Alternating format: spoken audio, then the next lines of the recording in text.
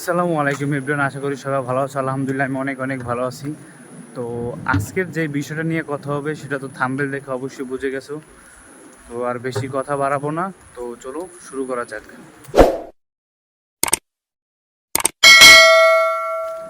তো প্রথম কথা হয়েছে এইটা যে সিঙ্গাপুর ব্যান্ড কেন হয়।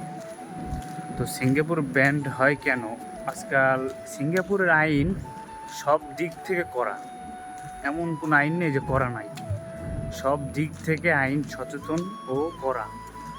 তো অনেক অনেক মানুষ, এই কিছুদিন আগে একটা ঘটনা হয়েছে যে দুইজন ভাই, তো দেন একজন আর কি, দুজন বন্ধু আর কি, তো কি যেন একটা ক্রাইম করছে আর কি, নিউজে আসছে। তো একটা ক্রাইম করছে, আপনার যে অবৈধ যে সিগারেট আছে না, সিগারেট বিক্রি করছে আর কি।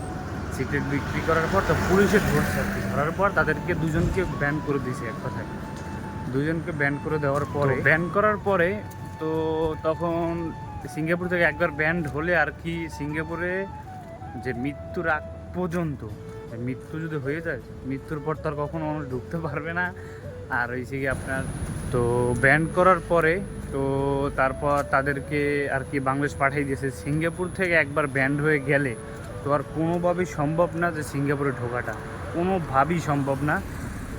তো একবার যদি ব্যান্ড হয়ে যায়, যে কোনো ক্রাইম করে, তো সিঙ্গাপুর থেকে যদি একবার ব্যান্ড হয়ে যায় তো আর কোনোভাবেই সম্ভব না যে সিঙ্গাপুরে ঢুকবে।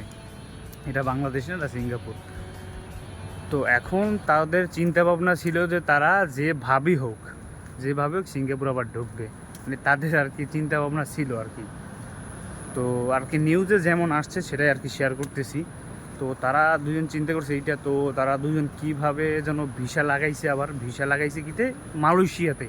মালয়েশিয়াতে ভিসা লাগিয়ে তারপর তারা মালয়েশিয়া গেছে। মালয়েশিয়া যাওয়ার পরে তো মালয়েশিয়া থেকে সিঙ্গাপুর তারা আসবে। এখন কিভাবে আসবে তারা, এখন মালয়েশিয়াতে ভিসা লাগে কিভাবে আসবে তারা, তো মালয়েশিয়াতে ভিসা লাগাইছে, দেন মালয়েশিয়া তারা গেছে। মালয়েশিয়া যাওয়ার পর 2-3 দিনের মতো ছিল মালয়েশিয়াতে। তো তারা প্ল্যান করছে যে সিঙ্গাপুর আর মালয়েশিয়ার মাঝখানে একটা ব্রিজ আছে, মাঝখানে একটা নদীর মতো, তো ওইটা থেকে তারা সাঁতরাই সাঁতরে আসবে সিঙ্গাপুরে, মালয়েশিয়া থেকে সিঙ্গাপুরে সাঁতরে সাথে আসবে, সেই প্ল্যান করছে তারা। তো আর সিঙ্গাপুর আইন তো করা তো অনেকেই জানে সিঙ্গাপুর ভাইয়েরা।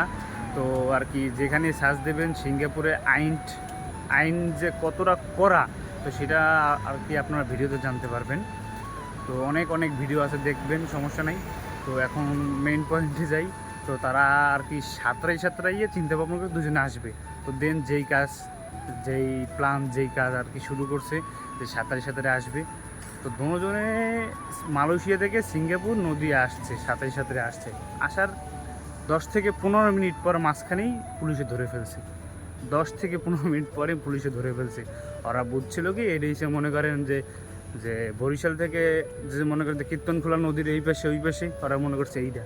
ওরা এইটা মনে করে নাই যে এটা সিঙ্গাপুর আর ওইটা বাংলাদেশ, রাত দিন তফাৎ। এখানে রাইন আবার ওখানে রাইন।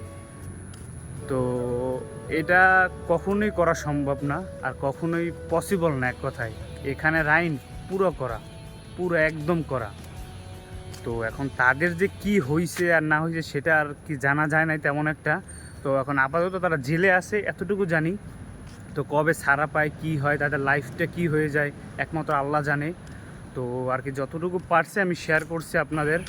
আমি লাস্ট একটা কথা বলবো নতুন ভাইয়ের উদ্দেশ্যে, নতুন হোক পুরন হোক, হয়তো আমি নিজেও নতুন, তো পুরন ভাইদের যদি বলে আবার মাইন্ডে নেবেন না। জাস্ট এটা বলার একটা জিনিস যে সবার মাইন্ড তো আর এক রকমের না। তো কেউ আর কোনো মাইন্ডে নেবেন না। যারা পুরনো আছেন তারা তো জানেনই, আর যারা নতুন আসবেন সিঙ্গাপুরে, তো একটা জিনিস সচেতন থাকবেন সব সময়, যে কোনো ক্রাইম করবেন না। সেটা যেই ক্রাইম হোক, মেয়ে হোক, মাদক হোক, মেয়ে, মাদক সব কিছু এই দেশে ওপেন আর এক কথায়। যে কিন্তু কিছু করিয়া এই যে মদ খাইয়ে যে রাস্তাঘাটে মাতলামি করবেন, এটা ঠিক না। এটা পুলিশ ধরে নিয়ে যাবে। মদ খাবেন, বাসায় বিয়ে খান, যে আমি স্যানবি খান, কিন্তু কোনো মাতলামি করা যাবে না। আর যদি কোনো মেয়ের সাথে আপনার রিলেশনশিপ হয়, সেটা গোপনীয়ভাবে, রাস্তায় ওপেনভাবে না। তো নতুন ভাইদের একটা উদ্দেশ্য করবো, কোনো ক্রাইম করবে না। সিঙ্গাপুরে একবার ব্যান্ড হয়ে গেলে কেউ বাপের সাধ্য নাই যে সিঙ্গাপুরে আবার ঢুকাইবে, কার বাপের সাধ্য নাই। তো দেন এতটুকুই বলবো, লাস্ট আর বেশি কথা বাড়াবো না। তো এতটুকু কথা বলবো যে যাই করবেন একটু ভেবেচিন্তে করবেন। তো সিঙ্গাপুরের সবার স্বপ্ন, সিঙ্গাপুরে আসে সবার স্বপ্ন পূরণ করার জন্য। এমন কোনো কিছু করবেন না যে তার স্বপ্নটা একদম মাটি হয়ে যায়। জীবনে বেঁচে থাকলে অনেক অনেক টাকা কামাইতে পারবেন, কোনো কোনো ক্রাইম করে টাকা কামাবেন, এটা পুরোটাই হারাম এক কথায়। আর বেশি কথা বাড়াবার লাস্ট পর্যন্ত একটা কথা বলবো, তো এটা কেউ কোনো সময় ভাববেন না যেটা আপনার নিজের দেশ। আর আপনাদের একজন প্রবাসী, দুজন প্রবাসীর জন্য পুরো বাংলাদেশের বদনাম হয়, পুরো বাংলাদেশের প্রবাসীদের বদনাম হয়। তো এমন দিন কইরেন না যে কোনো দেশে আর বাংলাদেশের লোক থাকতে দিবে না, এমন কোনো কিছু করেন না। এমন ক্রাইম করতে করতে সিঙ্গাপুরে তো এমন এক সময় হবে যে প্রবাসী আর থাকতে পারবে না, বাংলাদেশে কোনো প্রবাসী সিঙ্গাপুরে রাখবে না। তো একজনের জন্য সবালে কপাল নষ্ট হয়ে যাবে। তো এমন কোনো আপনাদের বাঙালি খারাপ এগুলার পরিচয় দিয়েন না ভাইয়া। তো এতটুকুই বলবো, যারা যারা আছে সিঙ্গাপুরে ভাই একটু সতর্কভাবে চলার চেষ্টা করবেন। তো আর বেশি কথা বাড়াবো না, যদি আমার কোনো ভুল ত্রুটি হয়ে থাকে তো অবশ্যই ক্ষমার দৃষ্টিতে দেখবেন। তো সবাই ভালো থাকবেন, সুস্থ থাকবেন, আল্লাহ হাফিজ। আর যদি নতুন হয়ে থাকেন তো চ্যানেলটা সাবস্ক্রাইব করবেন, নতুন নতুন আপডেট দেওয়ার জন্য পাশে থাকবেন।